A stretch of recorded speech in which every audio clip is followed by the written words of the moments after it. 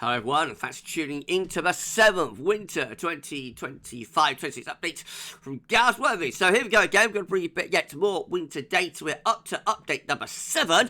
Will it be 7th heaven for coldies and snowmantics? You'll get to find out in a moment, and I should get over it for you in a second. Just to say, there's no 6 a.m. forecast today. I'm recording this at 20 to 1 in the morning after doing an 8-hour shift at Watford Gap. So it's going to be pretty late when I get this uploaded schedule. Haven't got time to do 6 a.m. forecast. Hopefully, fingers crossed, it'll be back though for Monday. Thank you so to Richard Shaw for an amazing winter updates gift. I love it, love it, love it. Thank you so much, Rich. So festive and seasonal. Also, thank you so much to Terry and also to Shryan for all of the help on this and our other updates. Of course, hashtag Team Gav did an amazing job as always. Thank you so much, guys. Right, well, the first thing I start off with is the swingo, isn't it? So, the summer swingometer is now looking after 6 updates. So, after the 6th winter update last week, this is how the swingo is shaping up. In 5, in 4, in 3, in 2, in 1.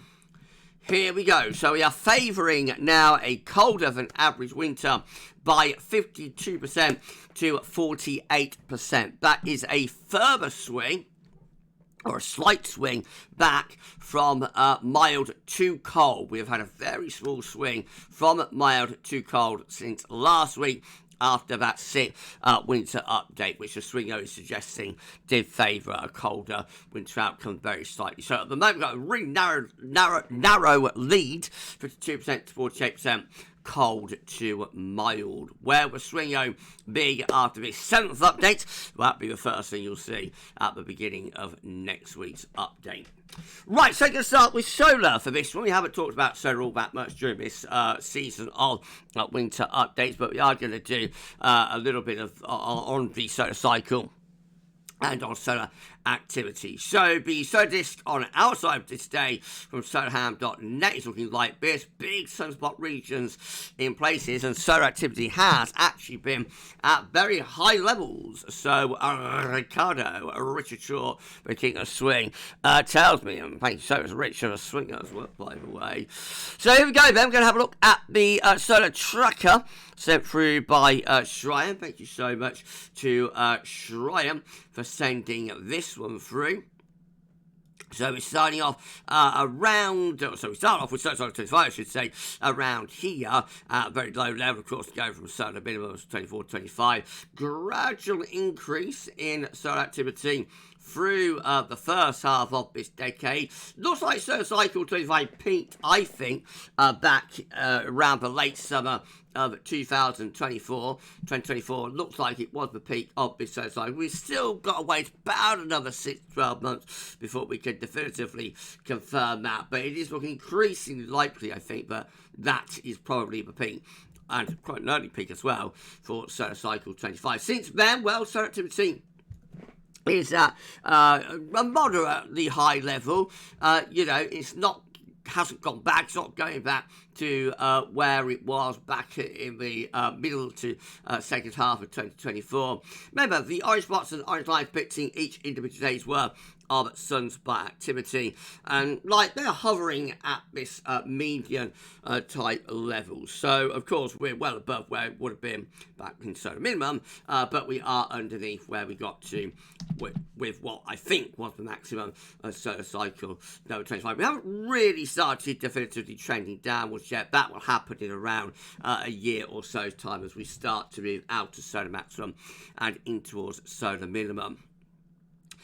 This will shine, so this showing solar cycle 25 compared to solar cycle 24 and solar cycle 23. So again, you can see that this was a bigger solar maximum for solar cycle 24, solar cycle 25 compared to solar cycle 24. There are 2 maximums with solar cycle 24. Of course, that one just there in 2011 and then again in 2014. That's why we can't definitively say that we're not going to see this green line and the green spots going back up to about here. We might do I don't think we will, but, got to wait about another 6 to 12 months before we can definitively say that this was the peak of solar cycle 24.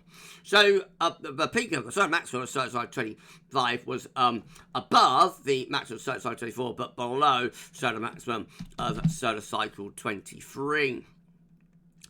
This is showing solar cycle 25 compared to all other solar cycles. So you can see, but again, it's at the weaker end of the range. So these are the biggest solar cycles and solar maximums up here.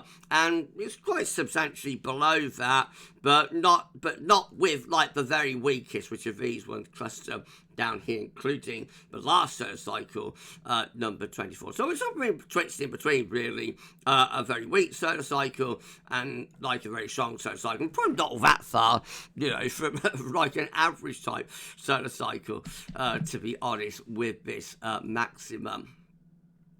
So this, again, is showing how we compare to those weakest of the solar cycles. So we've got numbers 5 and 6 with dog to minimum. They're these two down here. And then we've got 12, 14, 16, and 24 clustered through there. You can see that solar cycle 25 is above all of those. And so, again, we're just a little bit above the weakest of solar cycles, but nowhere near the strongest of solar cycles. And, means that this is quite a unique solar cycle in its own terms, actually, because, like, often you have either a very weak solar cycle or, like, quite a strong solar cycle, and this is somewhere in between. It's in between, so it makes it quite difficult to, like, definitively categorize this this solar cycle, I think. But I don't think it's all been all that far away from like just a regular type solar cycle. Thanks to Shrine for updating the trackers. This has been set through by Rich, so this is showing spotless days and also the current spotless stretch. So it's Ricardo sending this through. Now again, 2025 has had every day with sunspots, and so did 2024 as well, by the way, as did 2023 also. We're going to go back to 2022, particularly to 2021 to find days that didn't have any sunspots. Our comparable year for Solar Cycle 24 is 2014. And interestingly, that year did have one day without a sunspot, but like that was very different and unique. 2015 will be the comparable year next year. So for 2026, the comparable year will be 2015. So yeah, it's one of those odd situations, really, that it's been a very difficult solar cycle to categorise. Is it a strong solar cycle? No. Is it a weak solar cycle? Not particularly. It is a stronger solar cycle than we expected and than we anticipated. But it makes it quite difficult to put this firmly in a category of exactly what kind of solar cycle for number 25 are we having. But anyway, let's have a look, shall we, at some analogues. So these years have been picked out by Terry Scott. Thanks so much to Terry picking these out for us. These are the solar maximum solar cycle matches for the winter of 2025-2026. So we're starting with 1958-1959, first winter that Terry's picked out for us, blocking around Greenland Iceland. Did have a cold January and then got milder later. Very often there's an overlap with these solar maximum years. So we've got 1959-1960, which is a much more unsettled winter, generally quite mild to start off the 1960s, but also a wet winter as well. And then we got 1968-1969. This is a much colder winter occurring around solar maximum. This one with a blocking area of high pressure towards Greenland Iceland, low pressure sent down to the south. Has a very cold and wintry February. We've got 1969-1970 showing up next. So this was a backloaded winter. Not much going on in the early part of winter, but it does get progressively colder as the winter goes along, with winds in from the north or from a northeasterly direction. We've got 1978, 1979 as our next winter. Quite a mild and unsettled winter, that one. And 1980, 1981, which I think has a cold January, but has high pressure out in the Atlantic, and the wind flow doing something a little bit like that. Mostly cold with that winter, though, is going into central eastern parts of Europe. We've got 1989, 1990. This is a thoroughly wet solar maximum winter, or a winter code around solar maximum. So very, very wet with this one. And really stormy at times as well. Then we've got 1990, 1991. This is a much more interesting winter for cold ears, with a Scandinavian high and winds going into the east. So that does have that very cold spell through the first half of February, of course. 2001, 2002 has cold weather in December, and then gets mild and turns very mild and wet for February of 2002. Overall, the analog doesn't tell you all that much about the winter. And then we've got 2002, 2003 showing up next. This looks like it should be cold winter, but it wasn't particularly high pressure focused towards Scandinavia. It did have a few cold snaps, but not a cold winter. 2014, 2015, next winter at Terrace picked out for us, low pressure around Greenland, Iceland, high pressure around the Azores, winds coming in from the west. That's just a traditional that's just a traditional zonal winter. And then we've got 2015, 2016 with low pressure in the Atlantic, high pressure down towards Spain, and winds coming in from a southwesterly direction, exceptionally mild in that winter. But remember, we've got a super El Nino going on. So, putting all that together, this is how all December combined are looking with our solar maximum solar matches picked up by the amazing Terence Goldie, and looks unsettled with low pressure dominating through most parts of Europe. Not particularly cold signal, though. All January's combined, a lot more interesting, though. That one has high pressure up towards Greenland and Iceland, low pressure and projection pushed southwards as well. Could we be importing some cold air in from the north and the northeast? Possibly with some of those Januaries. And then all February combined looks like that. So just generally mild and unsettled. High pressure retreating back into western parts of Russia, low pressure through the west of Europe. So definitely January has the greatest wintry potential, even that's not particularly great, though, with December and February looking generally mild and wet. And all winters combined with our solar maximum solar match years looks like that. Unsettled, generally a mild and a wet signal reading for most of those years. Thank you so much to Terry for picking up the years, to Shrine, and also to Richard for the solar data. Hashtag Team Gav doing an awesome job for us as well. Of course, next year, probably around Easter-ish, we'll probably do Solar Sunday, and we'll have a more in-depth look at what's going on with the solar cycle. But of course, we've got all of the other things to cram into this update, so that's as much as I can do on the solar cycle for this one. Hope you enjoyed that, you solar enthusiasts. The next thing we're going to look at, though, is the QBO, quasi-binary oscillation. So again, just to confirm, this is going to be an easy QBO winter. A couple of updates ago, we had a look through reanalysis analogs at easterly QBO winters, and saw what that could mean in terms of the of winter 25-26. So it's from NASA. This is the top of the atmosphere in the stratosphere at 10 HPA. That's the boundary level of the atmosphere of the troposphere, 30 to 50 HPA. I see it's blue green air descending from a strat down into the top, telling us that ECQBO is well and truly entrenched and embedded. Well, if we have a look at this from NOAA, we can see that the latest QBO number is in fact in, and for October, and it came in at 24.65, minus 24.65, I should say, a very strong easterly negative QBO number. And of course, that follows on from September, which was at -24.26, and also August, which was at -22.23. So we had a rapid descent into the easterly QBO and a rapid strengthening of the easterly QBO as well. It has become really quite a strong event. This is quite nice and rich. This is showing how we've descended very rapidly and quickly into this QBO. So thank you, Shadow Rich, for tweeting this gift. So you see, the switch happened in May when we had our first negative month, and since then we've been seeing those easterly QBO numbers descending downwards and downwards and downwards. The blue bar getting ever bigger and ever longer and ever more elongated there. And of course, then we get the two very negative numbers showing up at the end for September and also for October. So I'm going to pause that in a second. There we go. So again, you see how we descended very rapidly from a western QBO there to the eastern QBO there. But it's really a rapid strengthening of this event, but I think it's actually quite unusual.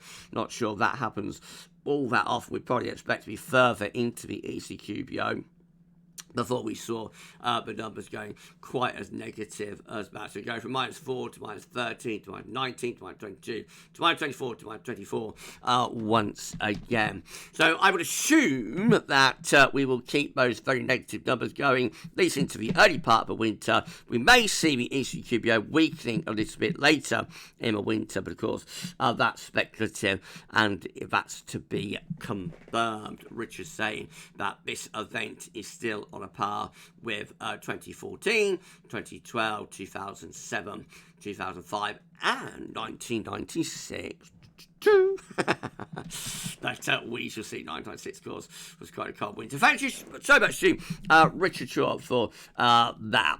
Right, okay, let's go and have a look at the Arctic oscillation range. So this is how the AO observed and forecast is looking. So black line shows where we've been with the Arctic oscillation. The red lines at the end with GFS ensembles are forecasting the Arctic oscillation true, and well, we are currently negative with the AO at the moment. Been generally quite positive with it through most of the autumn, actually, but we've gone negative, and it looks like the GFS ensembles are forecasting that we will keep the Arctic oscillation in negative territory over the next couple of weeks or so. Remember, when you're in a negative AO, you've got blocking, you've got high pressure over the Arctic and North Pole, and it will be the pattern, the blocking, that's driving the negativity. So the AO doesn't drive anything its own terms, it just tells what the atmosphere is doing. So the fact that we've got a negative AO tells us that we've got blocking, high pressure over the Arctic and over North Pole. And of course, the reverse is true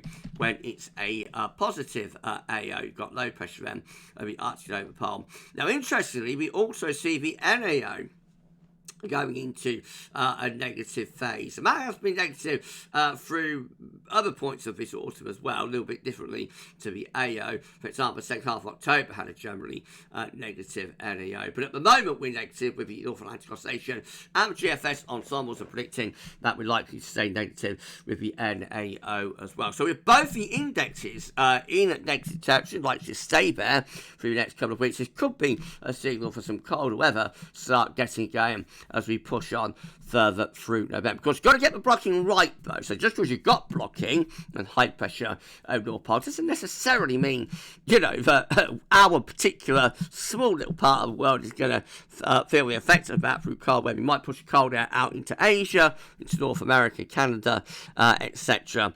So it's always a case of where that blocking is sitting. But if the AO and the NAO are in negative territory, it increases the chance, anyway, of a possibility that we might go cold. So that's quite interesting, but it might not mean all that much for winter. Remember, was it 2019? We had quite a lot of blocking through the autumn.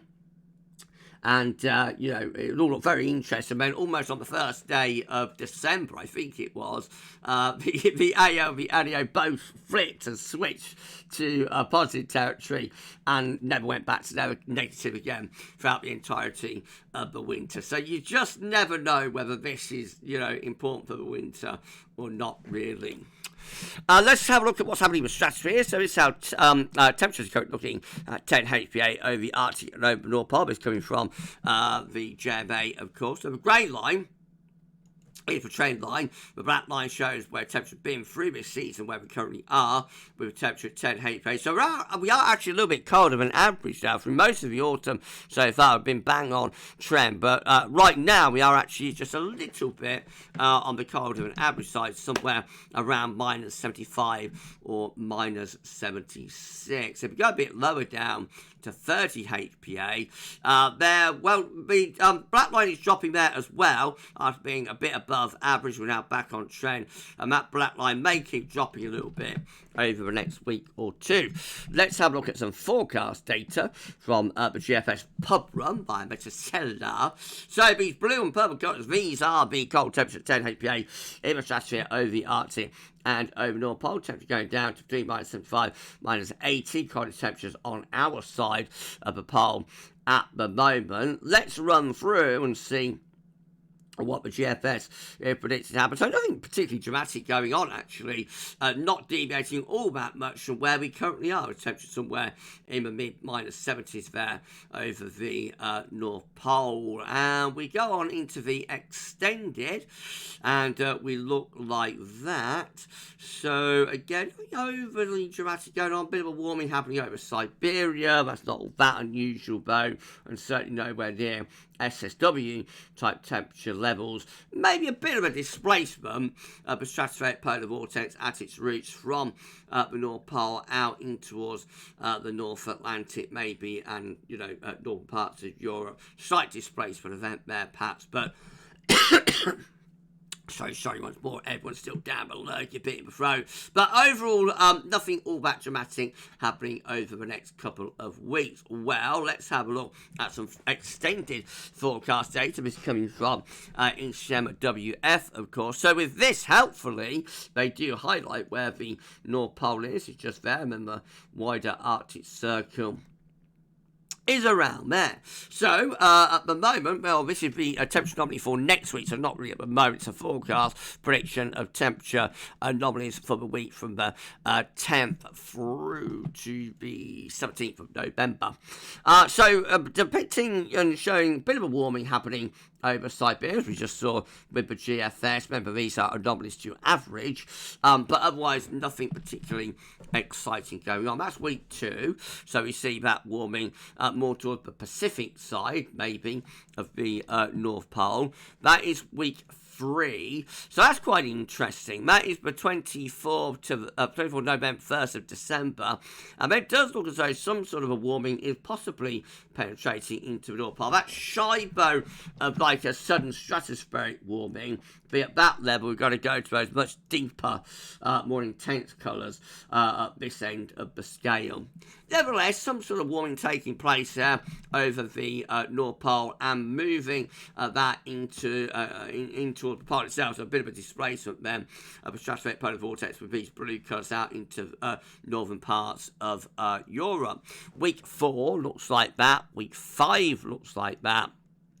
And we end up at week 6, 15th, 22nd of December, looking like that. And overall, it looks like the temperature at 10 HPA, the anomaly, is slightly above average, really, over the course of December there. So, again, shy of an SSW, but possibly indicating a weakening, anyway, what has already been a pretty weak and disorganised stratospheric polar vortex. Another way of looking at PV is through the zonal wind. This is the mean zonal wind forecast at 10 HPA for the next 6 weeks. At the moment, it's just ever so slightly stronger than average with the zonal wind, but we see over the next week or so that it weakens to go a bit below average, and then potentially becoming very weak for a time as we go in towards the turn of the month from November into December. Later in December, possibly a bit of a strengthening, indicated by that thick blue line just there, a bit of a strengthening of the stratospheric polar vortex, but still generally under, a little bit anyway, under climatology. There are a few ensemble blue members actually that are going for reversal of zonal winds, and if we did that, then that would be technical sudden stratospheric warming event, which again that's quite unusual to see that this early in the season. So from a stratospheric perspective, things are looking quite interesting. I think next week we'll go through more extended data from the Copernicus suite of models for the third and final time this season. to see what they are forecasting in terms of the stratospheric polar vortex for this season. Let's move on to the oceans. So we've got our 4 interest areas, of course. We've got the ENSO region just here. We've got the northern Pacific, and particularly focus on the northeast Pacific just there. We've got the Indian Ocean over here, and we've got the North Atlantic over there. That's how the oceans were looking when we did last week's 6th winter update. So this is the latest. So let's do with the ENSO region first of all. So we go back to last week, go forward to this week. I've been probably seeing a bit of strengthening of the El Nino signature, this colder than average area of sea surface temperatures in the central and eastern part of the actual Pacific Ocean. This is a very weak La Nina, don't get me wrong, and it's too late for this to become a moderate event, never mind a strong event. But it does look as though you have got a relatively straightforward signal for a La Nina for this winter for 2025. Of course, 2025, 26. Of course, that doesn't mean it's necessarily ever going to be designated, though. It was only last winter that we had the same sort of thing going on, and the La Nina that we had, or a very, very weak La Nina that we had during winter 24-25, was never designated because it didn't reach the rather strict criteria. But La Nina signature has probably strengthened a bit over the past week. If we go northwards, though, into the northern Pacific, that's where we're focusing on now. So that situation currently, that situation last week. So I think that colder than average area of sea surface temperature in the northeastern Pacific is probably increased and expanding a little bit. So further cooling has taken place through there. And massive signature for a negative PDO. Of course, we've got that familiar horseshoe shape of cold from the northeast Pacific down towards Hawaii to the north of the Equatorial Pacific, and that almost certainly is in response to the La Nina signature. Into the Indian Ocean, let's just push back down, it's again rather annoying. Into the Indian Ocean is where we're looking now. We possibly see the negative IOD signature weakening a little bit. That situation last week, when we had that cold and average area just there, warmer than average area just there. So that, of course, is the signature of the negative Indian Ocean dipole. That's weakened a little bit, but still very much in evidence over the past week. And then in the North Atlantic, but again, this was how things were looking over in the Atlantic last week. This is the latest. So what do you think about that? I think that's quite interesting. That's getting ever more like a tripole, I think, with this warmer than average area of sea surface temperature going from the south of Greenland down towards the tropical, subtropical Atlantic, and then tucked in the middle of that, we've got this area that's rather cooler, and that's through here. That's gone wrong. So that is through there, just there. I think my mouse is playing up. I'll have to get a new one soon. That's just there. So, yeah, I think that's getting ever more tripole-esque. Week by week, this is something that is creeping up on us at the moment.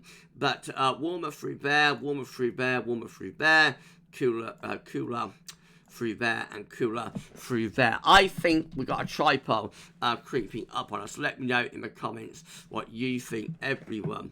One of the more interesting factors of this autumn. This is how the 7-day change is looking. I deal with the ENSO region first of all. Most areas have indeed cooled, especially in this eastern portion, and the northern and northeastern Pacific has cooled over the past 7 days, where you see the warming that's taking place in the Indian Ocean just there, cooling just there, beginning to weaken that negative IOD. But it's really into the Atlantic.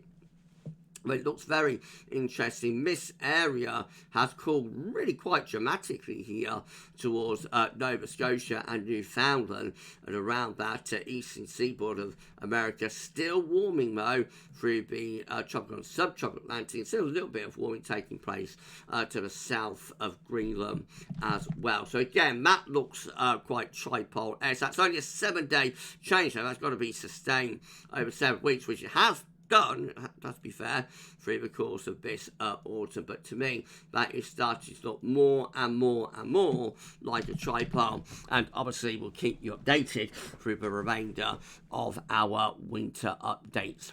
Back to ENSO. This is how the Southern Oscillation Index is currently looking. Remember, SOI just measuring air pressures between Tahiti and Darwin, and then coming up with an overall SOI contribution. So these are the columns for barometric pressure, Tahiti and Darwin, and then that's the overall SOI contribution. And it's all positive, positive, top positive. So we've got the SOI at plus 18 there, plus 29 there, plus 27, plus 26, plus 17, plus 21, plus 18. That's a little bit weaker, plus 5, plus 11, plus 8, plus 18, plus 23, plus 23. So the output setup is very, very much in a La Nina type setup. When the SY is positive, an outside setup will be reflective of La Nina. When the SY is negative, the outside setup will be reflective of El Nino. That's a very sustained positive setup, very sustained La Nina type setup that we're seeing there. And that's why I think over the past week we're seeing the La Nina signature increase. So this from CFSV2, again, just confirming that the CFS is predicting that we're going to stay in weak La Nina territory for the early part of the winter, and then, if forecast is correct, gradually revert back maybe towards ENSO neutral type conditions. Connected to the oceans is what's happening with the hurricane season. So this from Wikipedia. Latest scores on the doors, Miss Ford, are looking like this. So we've had a total of 13 tropical depressions, 13 tropical storms, 5 hurricanes, and 4 major Category 3 or above hurricanes. And how are we looking for ACE? Well, the ACE Master Schreier Bruin has calculated this for us. Remember, accumulated cyclone energy telling us how much each individual storm energy, how much energy each individual storm has emitted, and then coming up with an overall seasonal number. Go back to 1850, but not interested in that. Want to come down to the latest year, 2025, and this is where our ACE is currently sitting. Accumulated cyclone energy is at 132.60 after 13 storms, 5 hurricanes, and 4 majors. That's a bit above average now. So for most of this hurricane season was actually a bit below average. But we saw last week, but we got a bit above average. We'll sustain that over the past week as well. So at this point, the running average will be at 117.60, a bit above that, after 14 tropical storms, 7 hurricanes, and 3 major hurricanes. So overall, we are just about holding on to being above normal for this hurricane season. We've still got a bit to go, so we'll keep you updated on that. Right, been quite an interesting update so far. We've talked for half an hour. We've still got plenty more to show you, another set of analogs, but before that, we're going to look at Eurasian snow cover. So I'll see you in a couple of minutes. See you soon, everyone. Okay, we're back with the 7th Winter 2025-26 update from GavsWeatherVids. If you've enjoyed the update so far, I think it's been quite a good one. If you've enjoyed it so far, please give us a like, share, subscribe, all of that good stuff. Thanks so much, everyone, for doing that. I haven't got many more winter updates to go for this season. You thought I was going to say, we'll stop at winter updates then, didn't you? Nothing as dramatic as that yet. But, we haven't got many more winter updates to come for this season of winter updates anyway, so it's always a special time of year when we do these for you, and I know we're going to be a bit short this year of winter updates due to having taken a couple of weeks off back in September, but never mind. It's been an interesting season of updates so far, and we've done 7 so far. We've still got a few more to do as well. Thank you so much to all of you for sticking with us, with me over all of these years. I thank you so much, everyone. I say very often I feel like I'm letting you all down and not doing the job that you want me to do. But we're still here. We're still chugging away. We're still plugging away at it. So again, if you've enjoyed the video, then please give us a like. Thank you so much for everyone for doing that. Thank you so much to Cheyenne. Thank you so much to Richard, and thank you so much to Terry for their help on this update so far. Right, okay. Well, we're not done yet, though. So we're going to look at Eurasian snow cover next. So this is how things look in terms of Eurasian snow cover. We did the last week's 6th winter update. Quite substantially down on many years for snow covering both Russia and also across Scandinavia and Nordic regions. But how are we looking 1 week on? 1 in 5, in 4, in 3, in 2, in 1. Here we go. And we're seeing quite a dramatic expansion of snow cover, of a snow line towards Western Russia. I wouldn't say that's quite into Western Russia yet, but it has expanded in that direction. Still looking really bad, though, aren't we, across Scandinavia and those Nordic regions. So over here, I mean, there's a little bit to be seen in Arctic Sweden and Arctic Norway and over the highest elevations on that. But, I mean, that looks pretty poor, I think. But we're going to have a look now, see how that compares to previous years. So I need to get rid of that. Okay, so this is from the 8th of November, and this is going to be from the 8th of November 2024, and we're behind 2024 in all areas for snow cover. So we've got snow line pretty much to Western Russia at this point, or the border with Russia and Europe actually, and quite a bit over Scandinavia and Nordic regions. So we're well behind 2024 in all areas. We are way behind 2023 for Scandinavian Nordic regions, and probably quite close though for the snow line across western parts of Russia. We're behind 2022 in all areas as well, quite substantially so, and we're behind 2021. So we're really lagging despite the expansion that we have seen over the past week. Don't get me wrong, we haven't expanded that snow line quite and pushed it quite a bit further westwards, but compared to those recent years, we are lagging behind. May's 2020, so maybe that's a closer matching. Yeah, a bit behind that year. Back 2019, of course, we're way behind 2019 as well. That is 2018, so we're certainly lagging behind 2018 in Scandinavian Nordic regions. Probably quite closely matched though for Russia. That is 2017. So again, we're lagging behind 2017 in all areas. I mean, that's 2016. Look at the difference. So most of Scandinavia, or all of Scandinavia and Nordic regions were covered in snow at this point in 2016, and we got snow into eastern parts of Europe as well. Made nothing but a winter for us though, did it? That's 2015. So I want to make of that year.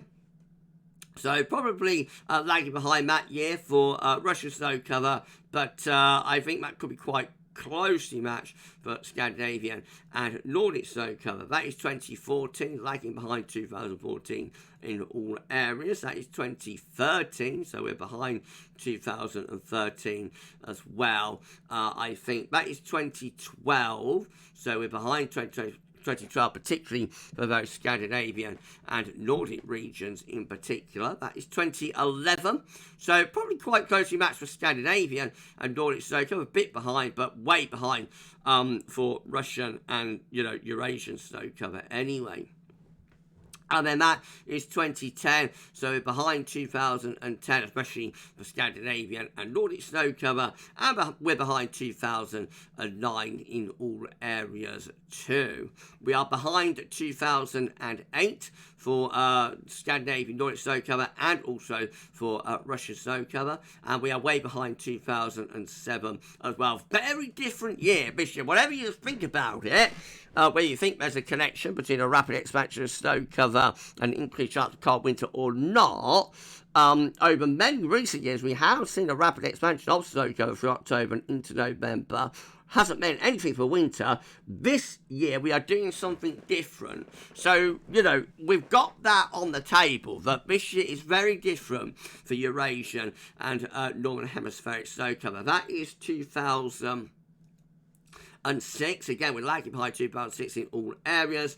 That is 2005. That could be a closer match. And that might be one of the few years we're actually slightly ahead of for Russian snow cover and quite closely matched for Scandinavian and Nordic snow cover. That's 2004, behind 2004 in all areas, behind 2003 in all areas as well. Way behind 2002, we got snow into southeastern parts of Europe at this point in 2002. About 2001, yes, we're behind 2001 as well. 2000, we're behind that year for Russian Scandinavian snow cover. Probably not that far away, though, for Russian snow cover. And then that is 1999, we're behind 1999 as well. And then finally, we are way behind 1998 for Scandinavian, Nordic, and also for Russian snow cover. We can go even further back than that, though, to 1997. I won't do year-by-year comparisons, but just keep this in mind, where the snow line currently lies through there, and basically accepting the extreme north of Arctic, Sweden and whatnot, and over the mountains parts of Russia, we are basically snow-free across the whole Scandinavia and Nordic areas. So keep that in mind, and we'll go even further back. So we are way behind 1997 in all areas. We're way behind 1996 in all areas as well. We're way behind 1995 in all areas. We actually got some snow into Germany at this point, and the Alpine regions of France at this point in 1995, and all of Russia was covered, maybe embedding in the cold winter to come for 95, 96, who knows. We're way behind 1994 in all areas. We're behind 1993, particularly for Russian snow cover as well. We're behind 1992, and we're behind so we're behind 1993, we're behind 1992. 1991, that could be closer match, I guess, for like Scandinavian Nordic snow cover, but we're behind it for Russian snow cover. That is 1990, so behind that one for Russian snow cover. Could be a closer match, maybe Scandinavian and Nordic snow cover. 1989, behind in all areas. 1988, we're behind that year for Russian snow cover. Could be closer match for Scandinavian Nordic snow cover. 1987, behind that year for Russian snow cover. That could be maybe the closest match to Scandinavian and Nordic snow cover, given that most parts of Scandinavia and Nordic regions were snow-free this week in 1987. Interesting. 1986, we're behind that year in all areas. We're behind 1985 as well. We're behind 1984. 1983 could be closer, maybe, for Russian snow cover. We're behind that Scandinavian Nordic snow cover. 1982. Again, could be closer to that year, Russian snow cover. And for 1981, hold on. So, sorry everyone, for 1981, again, we're behind that year for Russia, for Scandinavian Nordic snow cover, I should say, could be closer maybe, for Russian snow cover. We're behind 1980 in all areas. We're behind 1979 in, actually, let's go back to that. So we're behind 1980 in all areas. For 1979, that might be close to where the snow line currently is across Russia through there. So that might be the closest match that we've seen so far in terms of Russian snow cover. Not that much over Scandinavia and Nordic regions either, but either way. We're behind 1978 in all areas. We're behind 1977, especially for Russian snow cover. Way behind 1976 in all areas too. 1975, we're behind that year, especially for Russian snow cover. 1974, we're behind that year in all areas, as we are 1973, as we are 1972 and 1971 as well as 1970 behind that year in all areas, and 1969 also. 1968, we're behind that year. 1967, so I think probably a bit behind that year overall for Russia's, and particularly for Scandinavian and Nordic snow cover. And then finally 1966, we're behind that year in all areas as well. So despite the expansion that we've had in snow cover over the past week, we're still lagging, is basically the story. So So we're not saying that we haven't had an expansion of snow cover over the past week. We have, but probably no more than you would expect us to have. And still, because we was behind anyway, we're still lagging, you know, in terms of total coverage, particularly for Scandinavian Nordic regions, but also for Russia as well. We shall keep looking, we shall keep monitoring, and we'll bring you further news on Eurasian snow cover, put TP down, over the remainder of the updates. The last thing we're going to look at is the Indian Ocean Dipole. So back to the IOD, confirming here that we are indeed in a negative IOD and have been, so bottoming out just there with the Indian Ocean Dipole. The prediction is to revert back to neutral IOD conditions as we go into the winter, and then maybe go weekly positive by the end of winter into the spring. This is how the probabilities are looking.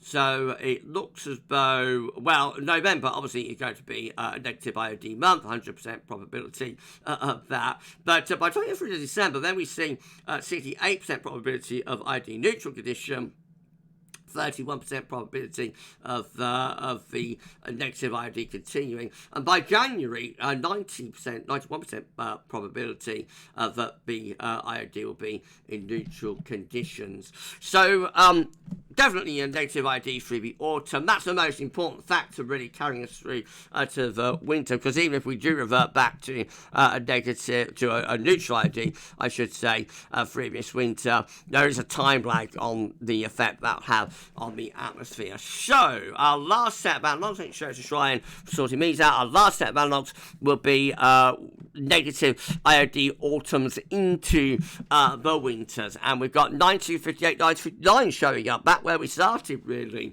in that area of high pressure up towards Iceland, winds coming in from north. It's not planned. Does Gav actually have a plan? Who knew? Who knew? But like, this is going to take us back to where we started with our first set of analogs of the solar set. I don't always just throw it together. I do sometimes actually think about what I'm doing, you know. But anyway, as a cold January, otherwise a rather dry winter there. Our next negative IOD autumn into winter is 1975, 1976. So this will, with high pressure over to the west of the country, a dry and mild winter.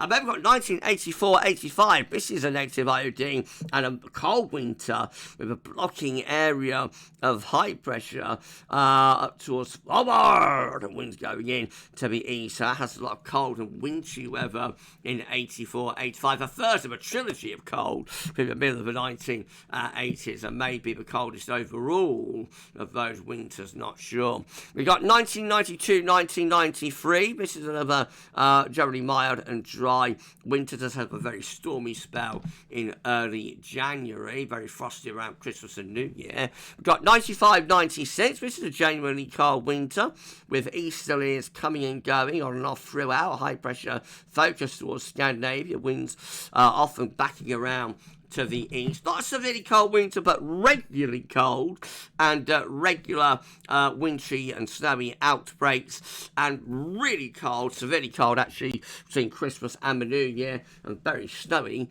in the north. We've got 1996, 1997, very much a front-loaded winter, the coldest weather there happening around Christmas and New Year into early January, when it is very, very cold, and then it all ends up with a mild, wet and windy February. We've got 1998, 1999, our next negative IOD.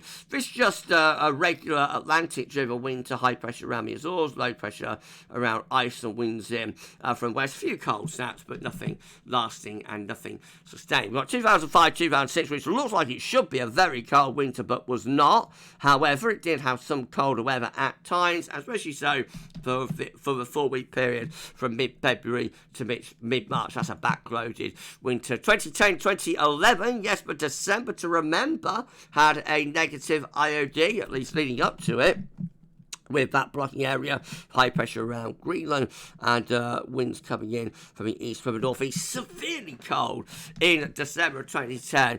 Coldest December since 1890 for the central temperature. Coldest UK temperature for December on record. and almost the coldest December within the entire CET index, only a couple of points of a degree off being the coldest December since 1659 when the central England temperature began. Of course, a lot of people forget, but it also had a very mild February though. So the ultimate front-loaded winter there with a negative IOD. We've got 2016-2017 winter to forget. High pressure's parked over UK and Ireland. Lots of anti-cyclonic gloom and often mild weather. And then we've got 2020-21. Was that the teaser winter? What's that teaser? It was a bit of a teaser for myself. It was a genuinely cold winter though up in the north. We needed to centre that trough more towards Spain and Biscay. If we had done, we would all have entered into those very cold east-northeast winds. As it was a colder winter though for 2020-21 with a negative IOD. And then finally we've got 2022-2023, which is just a very nondescript type winter though. Did have a very cold spell with the first half of December when I happened to be in New York and missed it all. But other than that, not much of a winter to remember for 22-23. Right, let's put that together then, and then we're done. Thank you so much, everyone. We did it at the end of this epic 7th winter update. I hope you enjoyed it.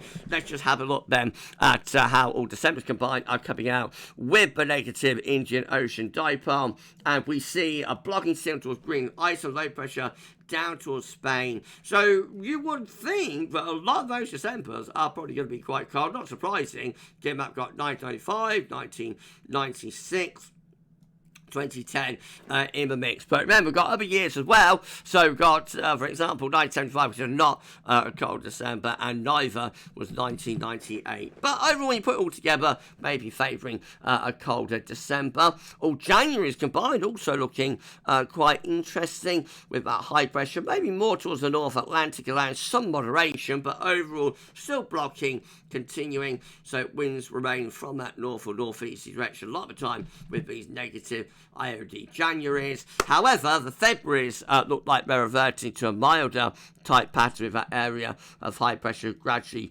slipping southwards, low pressure through here, winds going in to southwest. This looks like a signal for a front-loaded winter with the coldest conditions in the earlier part of the winter maybe, and then milder later. And that looks quite good if you want a cold winter. And that's how all winters combined are looking finally with the negative phase of the Indian Ocean dipole, and we see high pressure centre between Scotland and Iceland will favour east winds. And that's particularly down to December and to some degree January as well. We do lose that pattern though by the time we get through to February. So maybe like a scenario where we have coldest weather, most wintry conditions through the early part of winter, and then an early spring by February. But of course, who knows, every year is unique as well. Right, well, that is the end of the 7th Winter 2025-26 update. We've been here for 50 minutes epic. So I hope you've enjoyed it, everyone. We've done it old school style. And yeah, I hope you've had a good time watching this one. Thank you so much for sticking with it. Not just this update, but all of our winter updates over all of these years. The support you've given to me has been absolutely incredible and outstanding. I wish I did a better job for you, or I say I feel like I'm letting you down a lot of the time. But please know, as I keep saying, GavsWeatherVids is the love and passion of my life. And, you know, it's what I should do. It's what I am. I'm a weatherman. And what I have to do, you know, additionally to that is to bring in extra income to be able to pay the bills and keep the lights on and, you know, all of that. But what I am is a weatherman, and like GavsWeatherVids is my love, it's my passion, it's what I created myself, and, you know, it always will be that. Even if I'm not doing it, it will always be that. Anyway, thank you so much to all of you for watching. Thank you so much to Shryan. Thank you so much to Richard. And thank you so much to Terry, #TeamGav, for an amazing job on this winter update and all of winter updates as well. We're going to end it there. We'll be back next week with your 8th Winter 2025-26 update. So tune in, same time, same place next week. But for this one, that's all for now. And thank you so much for watching. Have a great rest of your Sunday or whenever you're watching this video. And bye for now.